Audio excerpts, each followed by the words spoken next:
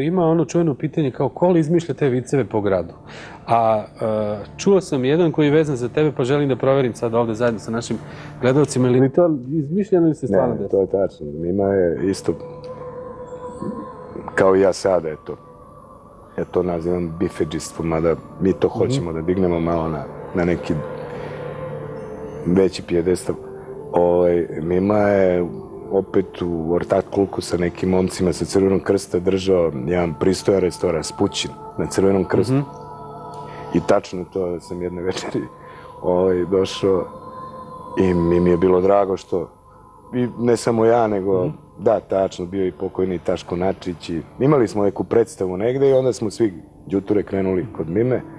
Njemu je bilo drago što nas vidi i hteo je naravno da nas ugosti, onda sam ja rekao to, Mimo, imaš pivo? Kaže, imam, kako da ne, rekao, pa je li ti hladno? On kaže, da, rekao, ajde obuci se i daj mi viski, krenulo slavlje.